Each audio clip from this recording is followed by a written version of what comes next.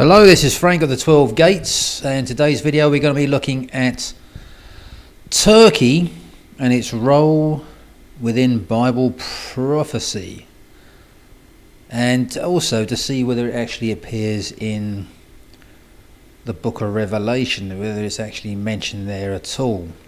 If you actually look at modern day Turkey, the map, it borders onto Syria, Iraq, Iran, Armenia, Georgia, Russia, you got Ukraine, the other side, the Black Sea, Romania, Bulgaria to the west, and Greece and Cyprus to the south.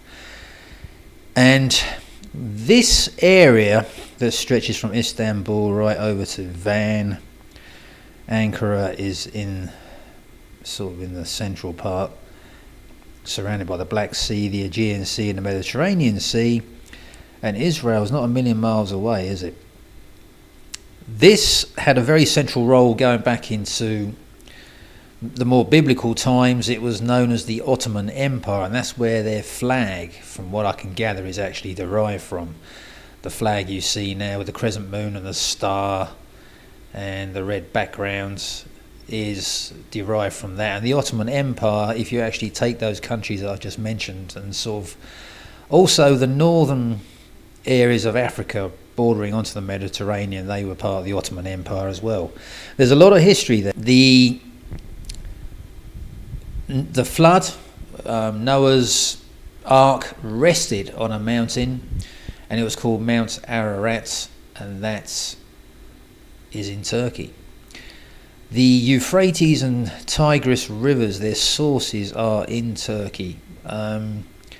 Some people say that the Garden of Eden was located in that area, but there are 4 rivers actually mentioned in that Genesis Bible verse, so that is debatable. There were remains found of Noah's Ark.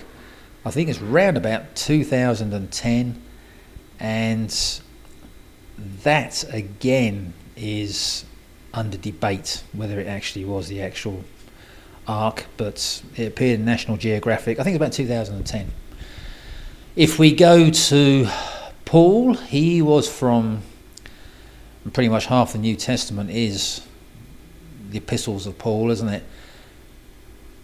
Basically, he spent most of his lifetime preaching in Turkey, and he did 3 journeys, well 4 if you include the trip to Rome, but he did 3, and they all sort of pretty much took in Turkey in some shape or form. He did spend a lot of time there, so he is from there. So that's another thing. And then you've got the 7 churches of Asia Minor that are mentioned in Revelation. I'm not going to... I'll bring the Bible verses up quick. They're Revelation 2 and Revelation 3 is mainly where it's mentioned. And the 7 churches are Pergamum, Thyatira, Sardis, Smyrna, Ephesus, Philadelphia and Laodicea. All of these were the 7 churches of Revelation, or the 7 churches of Asia Minor. And these were the letters that were sent to these churches by St. John the Divine from the island of Patmos, which happens to be a Turkish island just off the coast of near Ephesus. He sent those letters. The actual churches, as I've said previously, they're not buildings, they are actual groups of believers, the body of believers in those areas, isn't it? So, and Asia Minor is basically what we see today as modern day Turkey. And if you look at the map, Jerusalem is not a million miles away, is it? And that is basically what we're going to be doing, is we're going to be looking at what is the relevance of Turkey in Bible prophecy, and is that starting to unfold at this time? And the current leader of Turkey is Erdogan, and there was a coup that was mentioned, I think it was about a couple of years ago, wasn't it? There was a military coup which failed, and that starts the ball rolling in that direction. Turkey has the world's 10th most powerful army.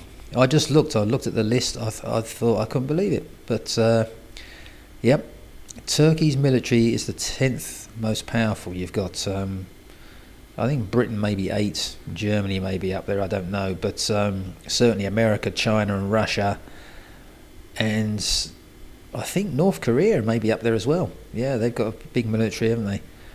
But Turkey is certainly in the top 10, so it is a force to be reckoned with. Why has this all come about? This has all come about because recently Erdogan has made an historic visit to the Vatican to meet the Pope. He was there for 2 days. And this is a historic visit because he hasn't been there for 59... Well, no Turkish leader has been there for 59 years. And I think this is of some major significance. It's almost pretty much not as big, but like when the Pope visited the US presidents, I think was it 23rd of September 2015 or around about that date, around about the time of those blood red moons, wasn't it? He actually moved there. This here is another ominous sign.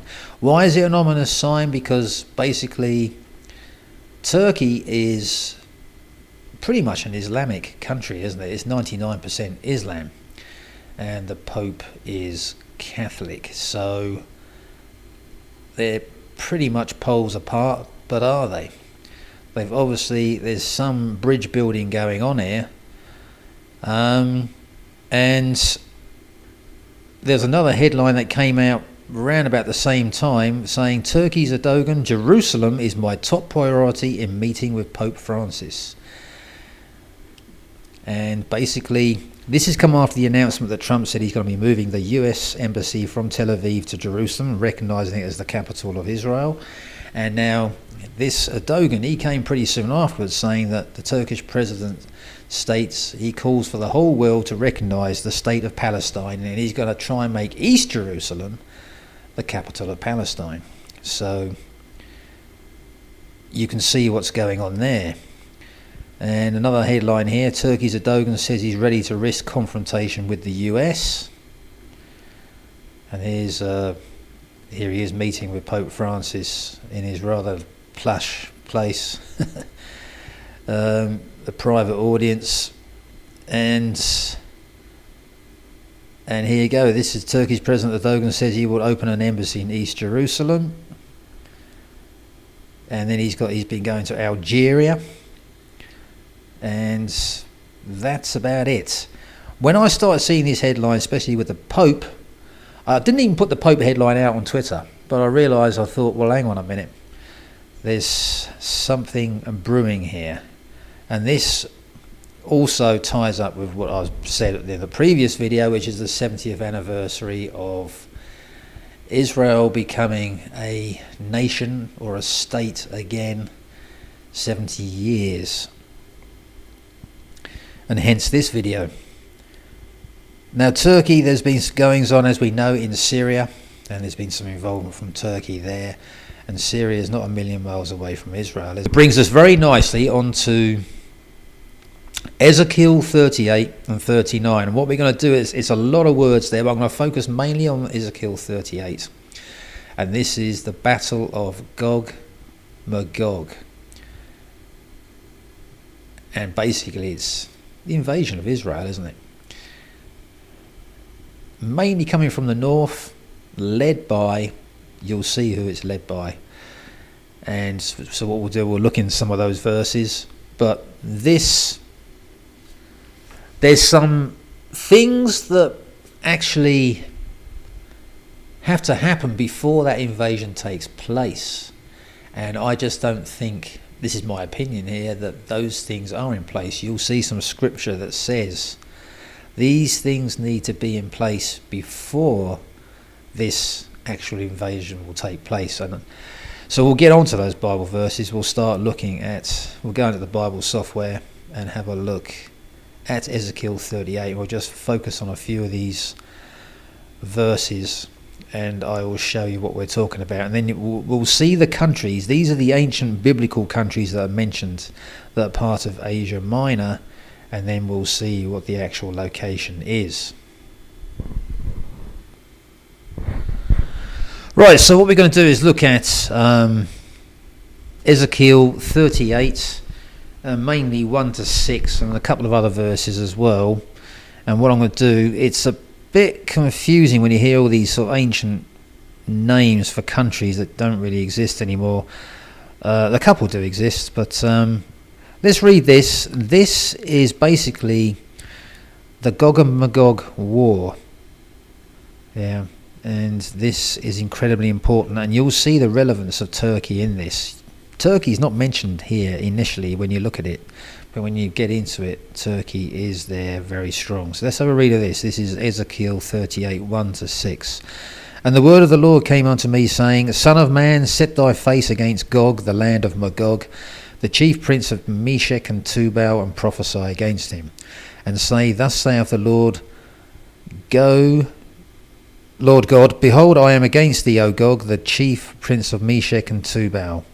And I will turn thee back and put hooks into thy jaws, and I will bring thee forth, and all thine army, horses and horsemen, all of them clothed with all sorts of armour, even a great company with bucklers and shields, all of them handling swords. Persia, Ethiopia and Libya with them, all of them with shield and helmet. Gomer and all his bands, the house of Togarmah of the north quarters, and all his bands, and many people with thee. Now, these are the ancient names of modern nations in Ezekiel 38. This is the list, and you'd be shocked that 4 of them are in Turkey. Tubal Meshech was mentioned a couple of times, wasn't it? In point of fact, let's just go back. I'll reiterate that. When we go have a read of this again, it mentions here the chief prince of Meshech and Tubal. Yeah, and it actually mentions it again, the chief prince of Meshech and Tubal. When you see this repeating, to me it just jumps out. There's something here. What is this Meshech and Tubal? The prince, the chief prince of Meshech and Tubal, the land of Magog. Well, let's have a look at what that actually is. Tubal is ancient Tuvalu in Cappadocia, which is Turkey. Meshech is ancient Mushiki and Musku in Cilicia and Cappadocia in Turkey. Beth Togarmah is Turkey. Gomer is Turkey. And Rosh is ancient Sarmatians known as Rashu, Rasapu, Ros and Rus is Russia. Magog is the ancient Scythians, is Central Asia, Islamic southern republics of the former Soviet Union. Persia is basically Iran, it's changed its name in 1935, and Ethiopia is the ancient Kush, south of Egypt, including Sudan, and Libya is the ancient... This map it shows that basically what is actually going on, what's mentioned in Ezekiel 38. There's Ezekiel 39 as well. I suggest you read both Ezekiel 38 and 39. You can read them for yourself. It's too long for me to read the whole thing.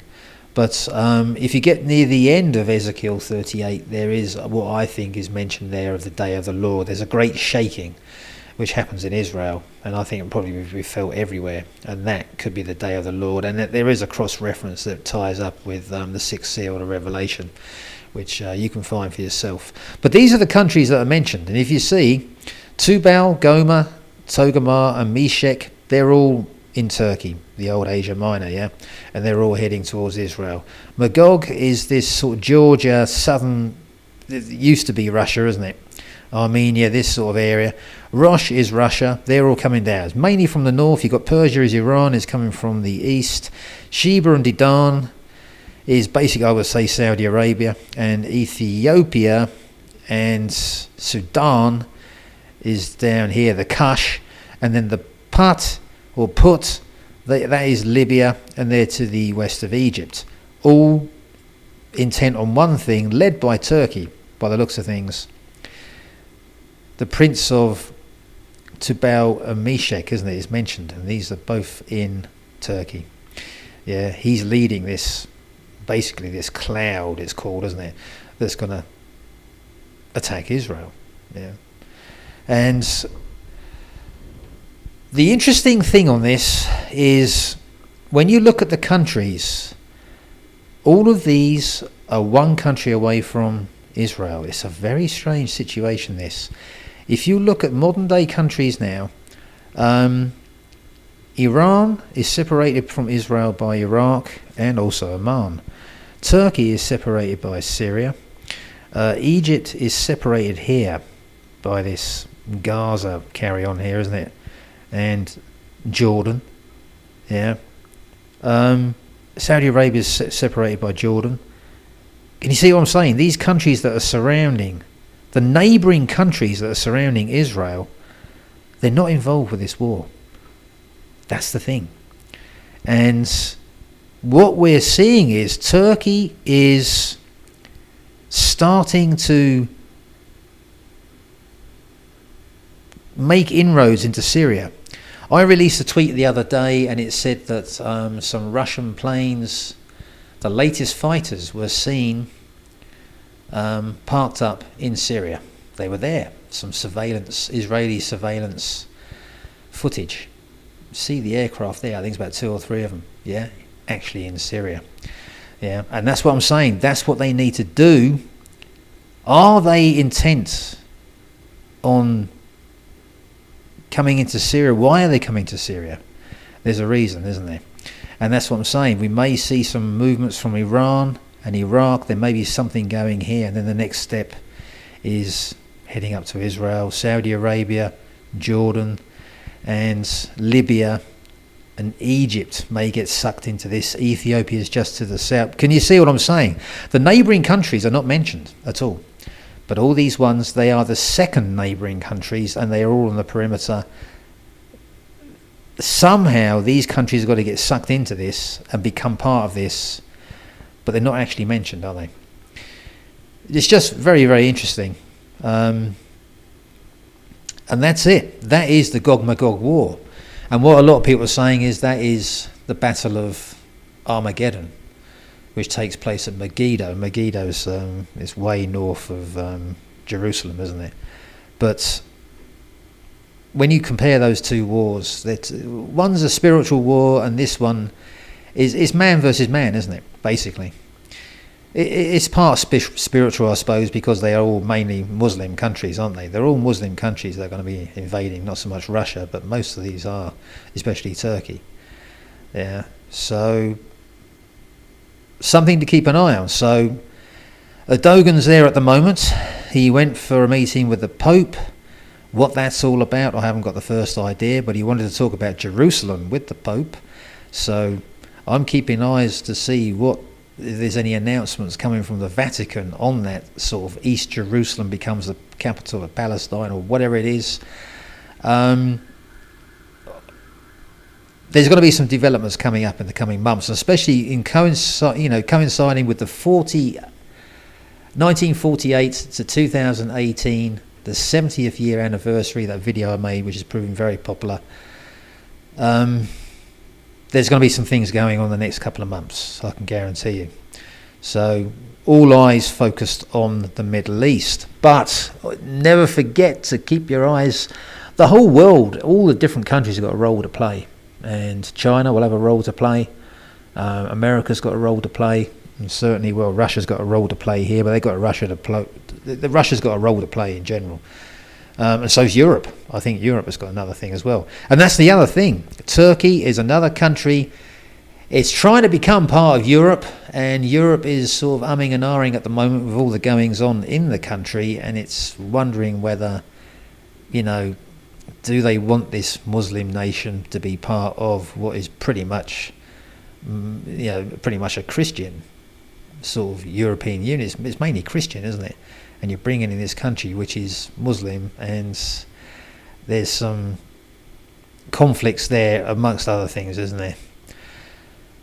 So that is that. What I'm going to finish up with is I'm going to show you something I saw the other day. It's such a small, minute headline.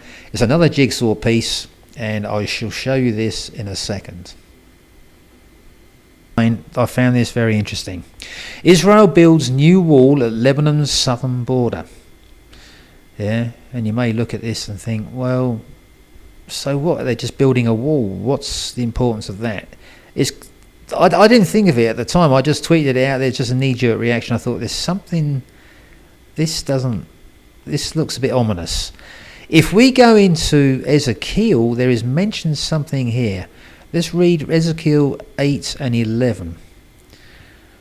38:8 and 38:11. After many days thou shalt be visited, in the latter years thou shalt come into the land that is brought back from the sword, and is gathered out of many people, against the mountains of Israel, which have been always waste, but it is brought forth out of the nations, and they shall dwell safely, all of them.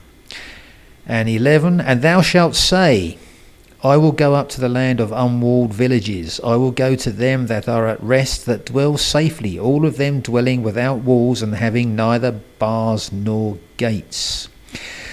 This is referring to this invasion. When they come, I think they're going to come in a time of safety when they're least expecting it. I think that's what this is all about. And it says, unwalled villages, dwelling without walls and having neither bars nor gates. Yeah, and I think that is very important. I'm going to highlight these. These are the cross references here. I'm going to scroll down. You can pause the video, do whatever it is. There's a lot of Zechariah there, and there's a lot of Joel, and there's Daniel there mentioned, and there's no Isaiah on this one. Should be Isaiah. Ezekiel, Isaiah's here. Yeah. There's Isaiah. I think there's so much here. It's in 2 bits. Oh, that's right. Yeah, so that's it. And so that headline, if we go back to that, Israel builds new wall at Lebanon, the southern border. What I'm trying to say is, for this prophecy to happen, we need to see this dwell safely and dwelling without walls, unwalled villages, neither bars nor gates. At the moment, that situation doesn't exist, does it? I'm not saying that it won't happen in the current climate, but I think there's something is going to happen. What this is saying, that there's going to be some sort of feeling of safety or some sort of false peace or something like that, and then that's when this invasion is going to come, and it's going to be quick and fast.